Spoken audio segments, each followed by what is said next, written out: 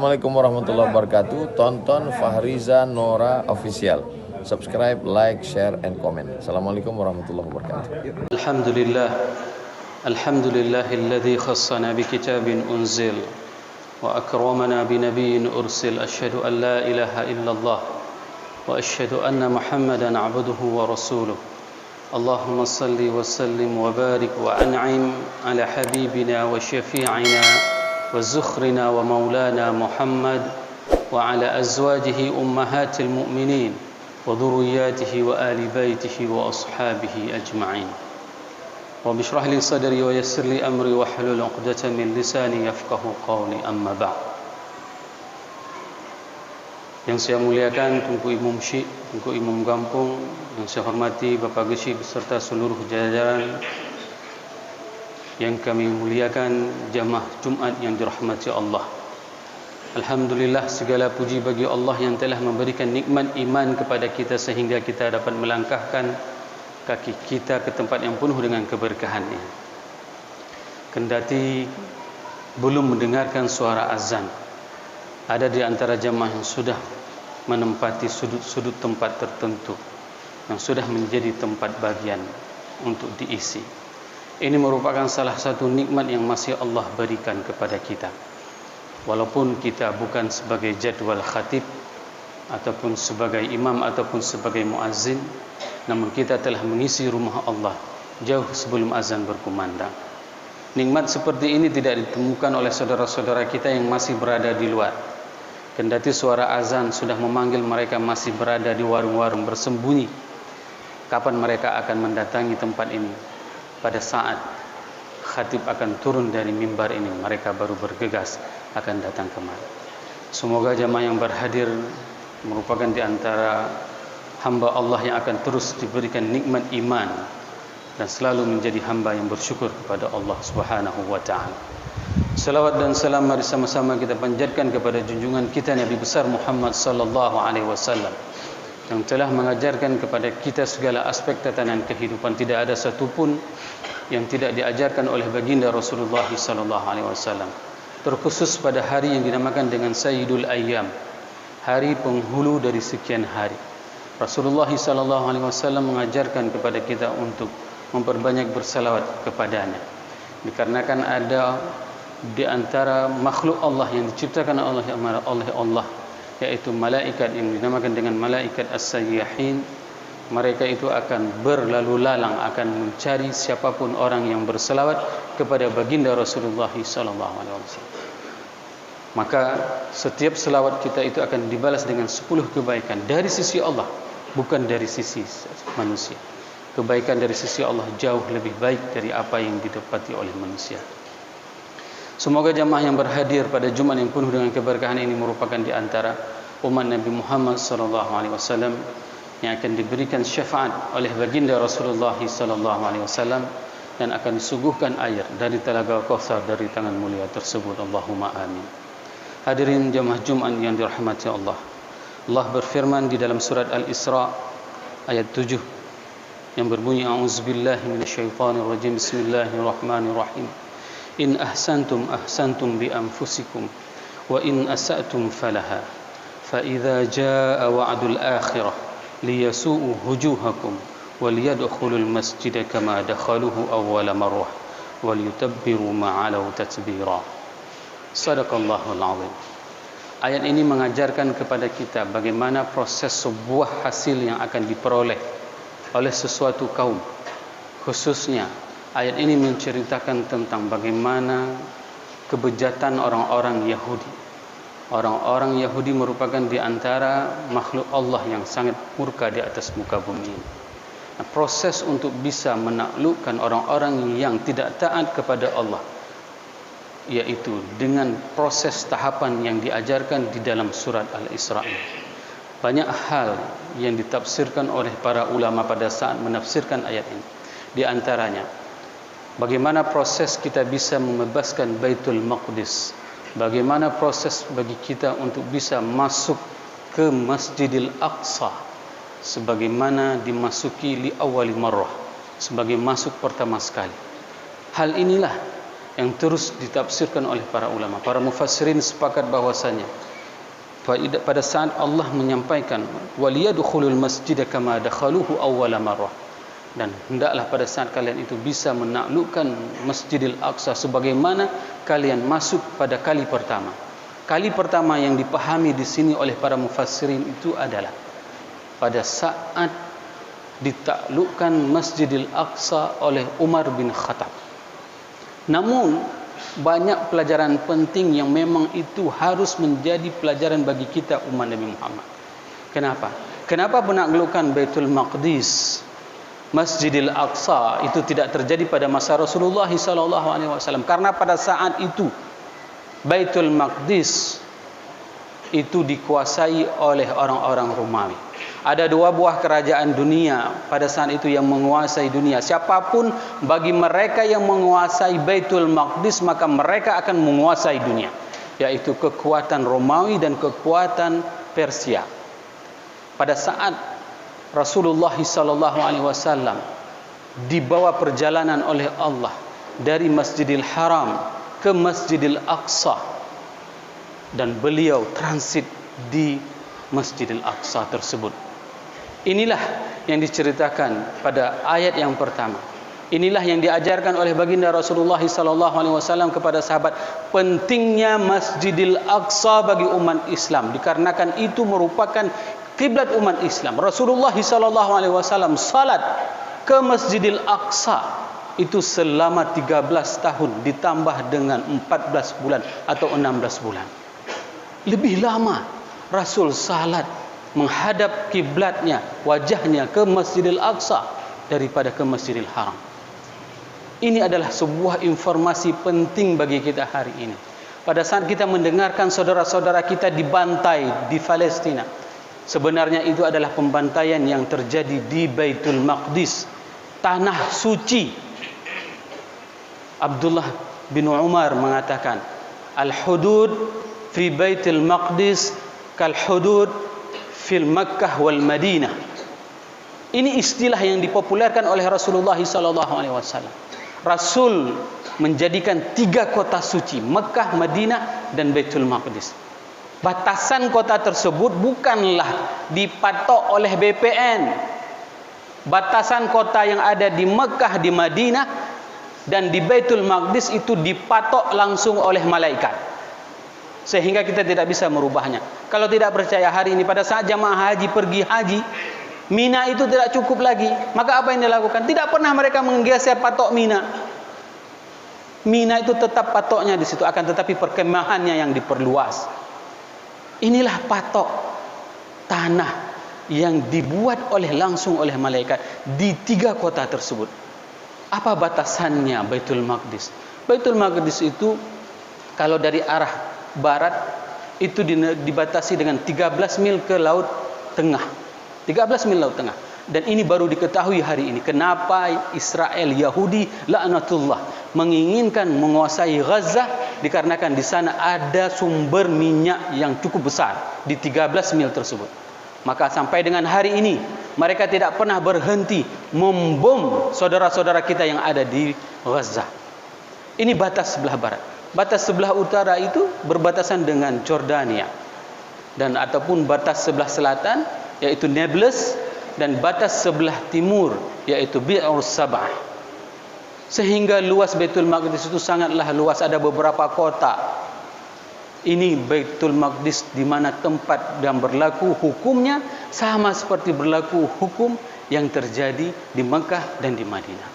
Hadirin jamaah Jumat yang dirahmati Allah. Ayat ini menceritakan kepada kita, in ahsantum ahsantum li anfusikum. Kalau kita berbuat baik, maka kebaikan itu adalah untuk kita. Hari ini apapun kita lakukan kebaikan, maka kebaikan itu adalah untuk kita. Kita ingin membebaskan bukan hanya Baitul Maqdis, negara manapun, wilayah manapun, dari apa? Dari keterpurukan kita selama ini. Maka kita tidak akan pernah bisa meraih pencapaian kesuksesan. Dikarenakan apa? Dikarenakan kita meninggalkan Allah dan Rasulnya. Maka lihatlah dari beberapa ayat di atas, Allah menjelaskan kepada kita, mengedukasikan, mengasih pelajaran kepada kita bagaimana kita mempersiapkan generasi yang bukan hanya bisa membebaskan Baitul Maqdis, akan tetapi dia bisa membebaskan semua kawasan. Dikarenakan apa? Dikarenakan orang-orang tersebut adalah menjadi ibadan lana. Allah berfirman di dalam surat Al-Isra ayat yang kelima, ayat yang ke-5. Fa idza jaa wa'du ulahuma ba'athna 'alaikum 'ibadan lana uli ba'sin syadid fajasu khilalad diyar wa kana wa'dan maf'ula. Ibadan lana itu adalah hamba-hamba Allah. Mereka itu diibaratkan oleh orang-orang Romania bagaikan karuhabin fil lail, karuhbanin fil lail wa fursan fil nahar. Tentera-tentera yang dipimpin oleh umat Islam, orang-orang mukmin itu adalah karuhbanil lail. Mereka itu seperti rahib di malam harinya. Mereka tahajud. Mereka mendirikan qiyamul lail.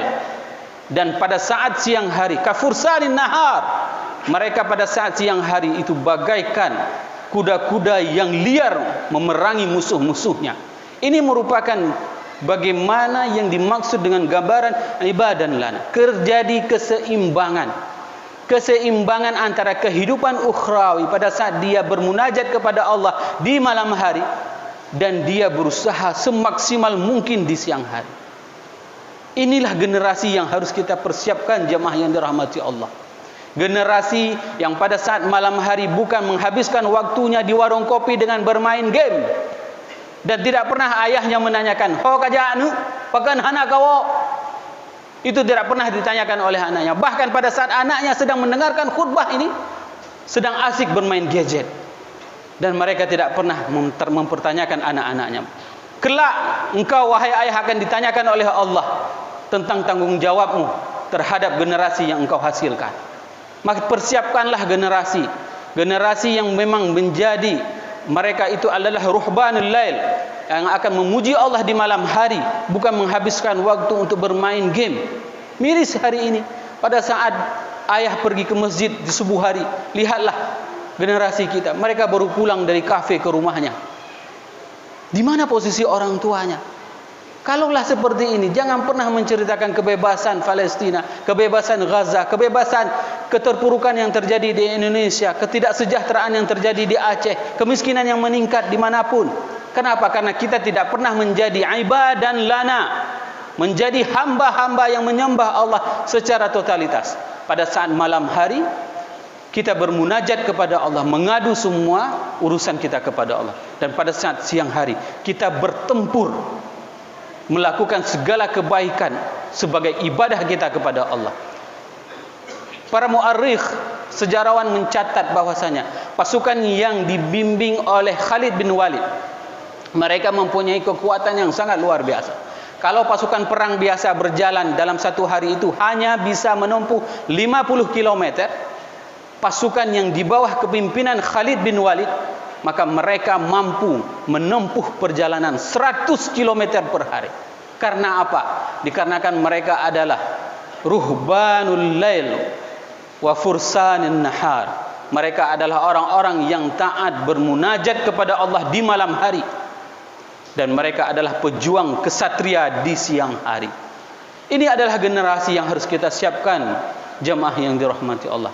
Wahai para ayah, engkau mempunyai tanggung jawab yang lebih besar. Allah bersumpah kepadamu, wa walidi wa ma walad.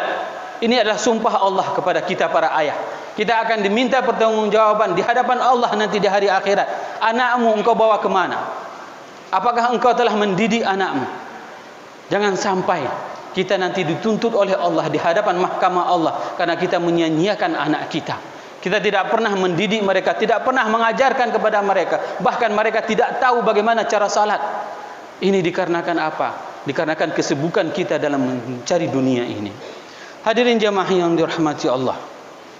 Uli ba'sin syadid fajasu min khilalad diyar. Mereka itu adalah orang-orang yang kokoh, orang-orang yang kuat. Lihatlah bagaimana cara berjalan Rasulullah SAW. Rasul itu berjalan tidak pernah melempem. Rasul itu kalau berjalan seperti orang yang turun dari gunung. Menunjukkan apa? Begitulah energiknya Rasulullah SAW. Hari ini berapa banyak generasi kita yang pada saat dia berjalan di atas muka bumi ini, dia berjalan secara lunglai, lagi bencong jak. Siapa yang mengajarkan dia seperti ini? Kenapa generasi kita bukan seperti yang disuruh persiapkan di dalam surat Al-Isra ini? Syadidun fajasu khilalad diyar, maka mereka pada saat itu akan menjadi orang-orang yang hebat yang bertebaran di seluruh penjuru. Kalaulah seandainya generasi kita itulah bukan generasi yang kuat, maka kita tidak akan pernah bisa meraih kesuksesan. Maka kita tidak akan pernah mencapai puncak kesuksesan. Di ayat yang ke-6 Allah menjelaskan bahwasanya bagaimana kondisi orang-orang yang berada di Baitul Maqdis tersebut.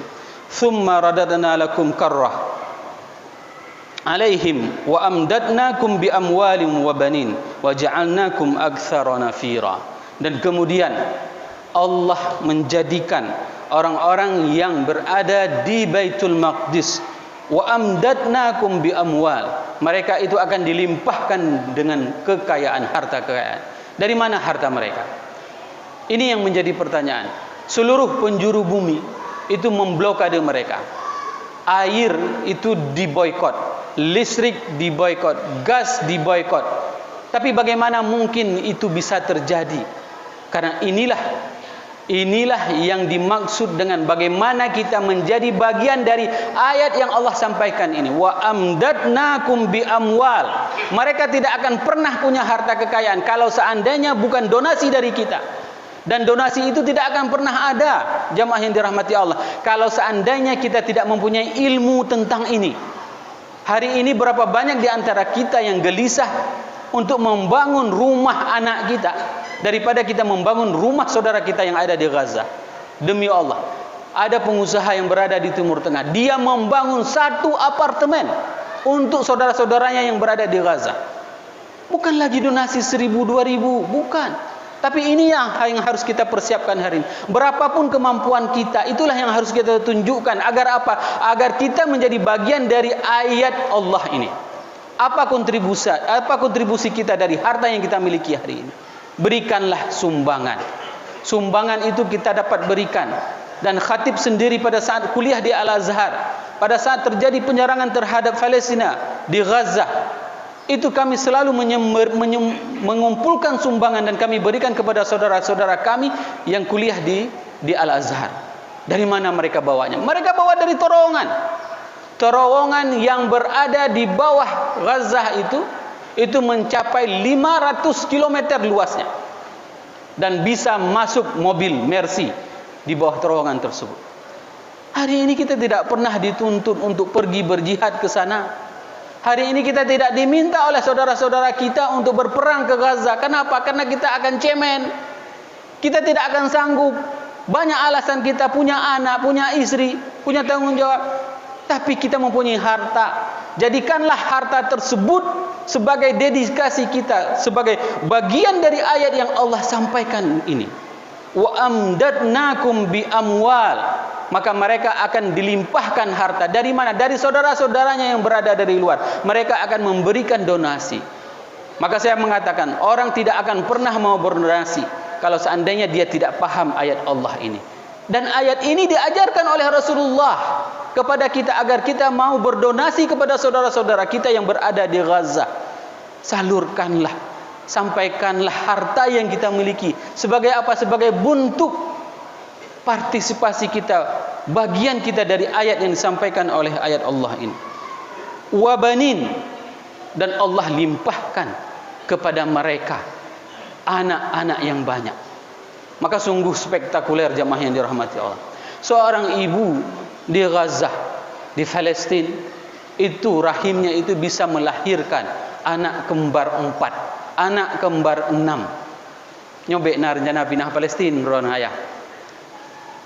Karena apa? Rahim di sana adalah rahim yang memang melahirkan banyak generasi Allah. Rahim-rahim yang menciptakan pejuang-pejuang di jalan Allah. Begitulah hebatnya. Dan sebanyak apapun, mulai dari 10 tahun di West Bank, Dhifah Gharbiyah, selama 10 tahun itu terjadi pembantaian. Tahu kira-kira berapa yang dibantai oleh orang Yahudi? Itu lebih dari 3.000 orang. Di sana tidak ada Hamas. Di Dhifah Gharbiyah, di West Bank itu tidak ada Hamas. Tapi setiap hari rumah dihancurkan. Rumah orang Muslim dihancurkan. Mereka diusir, mereka ditangkap, dan mereka dibunuh. Inilah kondisi saudara kita yang berada di Palestina setiap hari. Jangan pernah salahkan Hamas. Karena diserang atau tidak diserang sama Hamas, orang-orang Yahudi tetap akan membunuh orang Islam. Kenapa? Karena memang ini adalah target mereka. Bunuhlah sebanyak mungkin orang-orang Palestina. Ini adalah misi mereka. Hari ini apa yang harus kita lakukan? Maka kita melakukanlah kepada mereka. Thumma radadna lakumul karra alaihim wa amdadnakum bi amwalin wa banin wa ja'alnakum aktsara nafira. Maka mereka akan menjadi banyak golongan yang akan memberikan pertolongan kepada mereka. Apa yang harus kita lakukan jamaah yang dirahmati Allah? Maka Allah memerintahkan kepada kita adalah untuk menjelekkan citra orang-orang Yahudi yang ada di atas muka bumi. Ini adalah perintah Allah, bukan kata saya. Baca di ayat yang kelima. فَإِذَا جَاءَ وَعْدُ أُولَاهُمَا بَعَثْنَا عَلَيْكُمْ عِبَادًا لَنَا أُولِي بَأْسٍ شَدِيدٍ فَجَاسُوا خِلَالَ الدِّيَارِ وَكَانَ وَعْدًا مَفْعُولًا. Dan di ayat yang ketujuh, maka Allah menyampaikan, in ahsantum li anfusikum wa in asatum falaha fa idza jaa wa'dul akhirah liyasu'u wujuhakum. Ini Allah perintahkan kepada kita untuk menjelekkan citra mereka. Dulu pada saat kita menceritakan bagaimana Islam, itu orang tidak akan pernah mau mendengarkan. Kita selalu diidentikan dengan teroris. Begitulah media dikuasai oleh orang-orang Yahudi. 80% media massa itu dikuasai oleh orang-orang Yahudi. Dan mereka berani membayar orang-orang yang mempunyai follower yang banyak, itu dengan satu postingan itu sebesar $5,000. Itu yang dibayar. Bahkan dalam 1 bulan kemarin, Israel menghabiskan dana $18 juta hanya untuk media massa. Hanya untuk perang media massa. Dibuatnya perang urat saraf. Untuk apa kalian membela Palestina? Bukankah di sana urusannya itu adalah urusan negara Arab? Lihat saja orang Arab tidak peduli kepada mereka. Kenapa kalian yang berada di Indonesia peduli kepada mereka? Masih banyak orang miskin yang berada di Sawang, masih banyak orang miskin yang berada di Nisam. Itu alasan orang-orang yang mereka lakukan hari ini. Kepudak peduli awak Palestina, badro ramai urung ke sini, no? Ibu song dum urung ke sini. Begitulah mereka mencuci otak umat Islam. Sehingga apa? Sehingga permasalahan Palestina itu dipahami adalah sebagai permasalahan orang Arab, bukan permasalahan agama. Tapi ingatlah jamaah yang dirahmati Allah, tugas kita adalah liyasu'u wujuhakum. Kita harus membeberkan kejelekan yang mereka lakukan. Akun Facebook saya sudah beberapa kali diblok oleh Facebook. Kenapa? Karena saya memposting setiap hari. Saya memposting tentang bagaimana kejahatan, kebrutalan yang terjadi di Gaza. Saya posting. Lihatlah bagaimana hebatnya orang-orang di sana, keimanan mereka. Seorang ayah pada saat anaknya meninggal dunia, apakah dia menangis? Tidak. Karena dia tahu hasbunallah wa ni'mal wakil, ni'mal maula wa ni'man nasir. Itu ungkapan yang diucapkan oleh seorang ayah pada saat dia kehilangan putrinya, pada saat dia kehilangan anaknya. Digendong anaknya, dicium anaknya. Apa yang dia katakan? Tunggu ayah nak di surga, karena engkaulah yang akan menyambut tangan ayah nanti di surga. Hari ini, apakah kita mempunyai kesempatan yang sama seperti yang terjadi dengan para ayah yang berada di Gaza? Ini yang harus kita persiapkan, generasi kita, generasi yang akan membebaskan Baitul Maqdis sebagaimana yang dibebaskan oleh Umar bin Khattab. Umar bin Khattab pada saat membebaskan Baitul Maqdis itu tanpa ada perlawanan. Dan ini kejadian ayat ini adalah bukan pada saat hari akhirat. Ini adalah kejadian hari ini yang kita harus persiapkan generasi kita. Banyak para ustaz yang menyatakan bahwasanya kejadian pembebasan Baitul Maqdis itu pada saat hari kiamat. Tidak. Ayat ini berlaku bukan hari kiamat. Ayat ini berlaku untuk kita persiapkan generasi kita menjadi bagian. Kalau tidak, Allah tidak akan menyebutkan liyadkhulul masjida kama dakhaluhu awwala barrah. Sebagaimana kalian akan memasukinya di kali pertama. Ini menunjukkan apa? Ada kita masuki kali pertama. Dimasukkannya kali pertama yaitu dengan cara Umar bin Khattab tanpa ada peperangan. Mereka menyerahkan kunci Baitul Maqdis tersebut kepada Umar. Bagaimana caranya? Mereka melihat pada saat datang Abu Ubaidah Al-Jarrah kepada pemimpin agama yang berada di Baitul Maqdis, dia tidak mau menyerahkan Baitul Maqdis tersebut. Pada saat itu datang Khalid bin Walid dan tidak mau diserahkan kunci tersebut juga. Dan begitu datang Amr bin As, dan dia juga tidak mau menyerahkan kunci Baitul Maqdis tersebut. Dikarenakan apa? Di dalam kitab suci kami bukan seperti ini orang yang akan menerima Baitul Maqdis. Maka pada saat itu Amr bin As mengirim surat kepada Khalifah Umar bin Khattab untuk mengambil kunci Baitul Maqdis. Dia berjalan, seorang presiden berjalan dari Madinah ke Baitul Maqdis dengan satu onta dan 2 orang. Setelah sekian kilo, Umar turun, maka naiklah ajudannya ke atas onta, bergantian sampai dengan pada saat dia ingin memasuki kawasan Baitul Maqdis, dilihatlah oleh si rahib tersebut Umar sedang berjalan kaki membawa unta. Maka dia katakan, inilah sosok yang digambarkan di dalam kitab kami, yang akan mengambil kunci Baitul Maqdis itu adalah orang yang sesederhana seperti ini. Sehingga pada saat itu Umar melihat sedih dengan keadaan orang-orang Nasrani ini. Mereka melakukan kebaikan, membagi air, tapi apa yang terjadi? Semua kebaikan itu tidak dianggap. Kenapa? Karena mereka tidak beriman kepada Allah. Maka hari ini sungguh beruntung kita yang lahir dalam keadaan Islam tanpa harus mencari Islam. Berbuatlah berbagai macam kebaikan, dikarenakan kebaikan tersebut untuk diri kita. In ahsantum ahsantum li anfusikum wa in asatum falaha. Inilah berkah pada saat kita dilahirkan dalam keadaan Islam dan kita diberikan petunjuk dengan dikirimnya baginda Rasulullah sallallahu alaihi wasallam. Semoga apa yang khatib sampaikan ini bermanfaat kepada khatib dan kepada jamaah semuanya, dan mari sama-sama kita memasuki kepada rukun, kepada 2 khutbah. Alhamdulillah, alhamdulillah bi ni'matihi tatimmus salihat wa bi fadlihi tatanazzalul barakat. Asyhadu an la ilaha illallah lahu da'watul haq harisun 'alaiha wa aujaba tabshiri biha wal takum minkum ummatun yad'una ila al khair wa ya'muruna bil ma'ruf wa yanhauna 'anil munkar wa ulaika humul muflihun.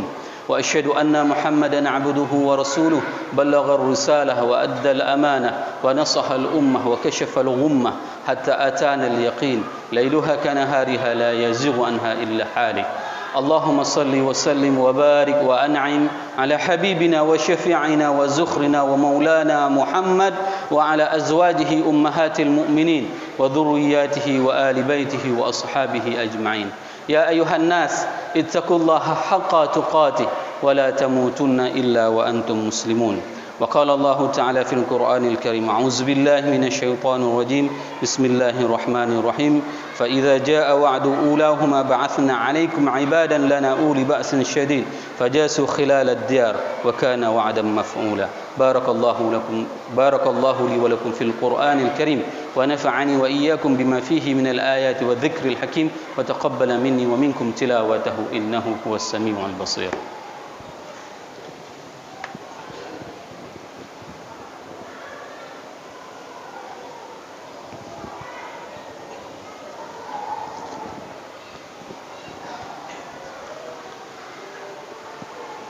الحمد لله بنعمته تتم الصالحات وبفضله تتنزل البركات. أشهد أن لا إله إلا الله وأشهد أن محمدا عبده ورسوله.